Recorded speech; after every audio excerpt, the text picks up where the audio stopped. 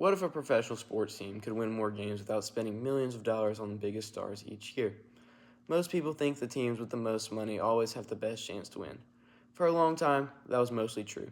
Teams would spend huge amounts of money trying to get the best players they could find. But over time, some teams discovered another way to compete. They started using sports analytics. Sports analytics is the use of statistics and data to help teams make better financial decisions. Instead of only relying on coaches and scouts, teams can now use numbers to figure out which players are valuable to them. This topic is very important because sports analytics affects many of the sports we watch every single day. It has changed the way teams draft players, make game plans, and ultimately build championship teams. According to Michael Lewis in his book Moneyball, the Oakland Athletics were one of the first to use advanced statistics. Sports analytics has changed the way sports go by helping teams to find better players, make smarter decisions, and win more games. Today, I will explain to everyone how sports analytics started, how teams use it today, and how it has changed sports. To how it started. Before analytics became popular, teams mostly depended on scouts and coaches to judge the players. Scouts would travel around the country to watch games, track their speed, but ultimately, sometimes they were wrong or biased. But still, their opinions are important. In the book Moneyball, Michael Lewis explains that many baseball teams chose players based on the old ideas and some personal opinions instead of their statistics. They would choose favorites. Some players were overlooked because they didn't look like a typical star athlete. Say, maybe they were slow, but they could still hit the ball. The scouts would overlook them. The Oakland Athletics changed this way of thinking. Their general manager, Billy Beane, started looking at statistics to find players that other teams tended to ignore. One statistic they focused on was on-base percentage instead of batting average. This measures how often a player would get on base. The Athletics believed getting on base was one of the most important ways to ultimately win the game because it helped score runs. Because of this data that they would use, they were able to find more talented players with spending less money. Even though they had one of the smallest budgets in baseball, they still compete against some of the richest teams in baseball. Some of you may have even seen the movie Moneyball. This movie tells the story of how the Athletics used analytics to change baseball. Even though it's just a movie, it is based on real events and how powerful statistics are. Now that we know how sports analytics began, let's move to how teams use it today. Today, almost every professional sport teams use analytics in some way. One way teams use analytics is when they're deciding which players to draft, sign, or trade. Teams collect huge amounts of data about players and use that information to predict who will perform the best.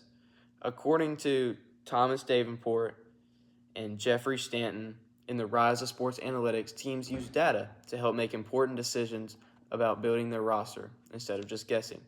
They can use statistics to support their decisions. Analytics is used by coaches. Coaches study statistics to learn what strategies will work best when. This helps them to create game plans before the games and even make adjustments during the games. In basketball, for example, teams use advanced statistics to measure how efficient players are. John Hillinger created basketball statistics to help teams better understand how much a player contributes to winning.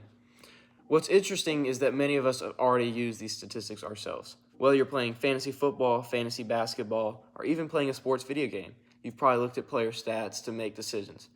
Professional sports do something very similar, but on a much larger scale. Analytics help teams make smarter choices, but also change the way teams would compete against each other. One of the biggest effects of analytics is it helps smaller teams compete with teams that have more money. Before analytics became popular, richer teams would usually have huge advantages because they could just purchase the most expensive players and the smaller teams could not keep up.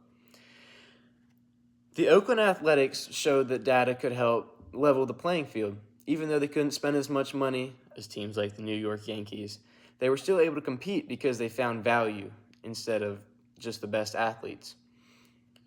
Today, analytics is used in many sports, not just baseball. Football teams use it, basketball players use it, even soccer teams use it. According to the Society for American Baseball Research, advanced statistics have become an important part of baseball and continue to grow every single year.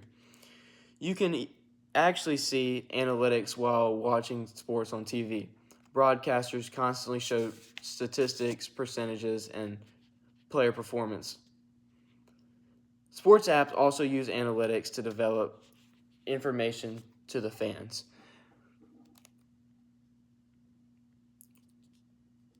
Because of sports analytics, sports have become more strategic and more competitive than ever. For my conclusion, it states that sports analytics ultimately help teams find better players, make smarter decisions, and win more games. Today I talked about where sports analytics came from, how teams use it today, and how it has changed the way teams compete.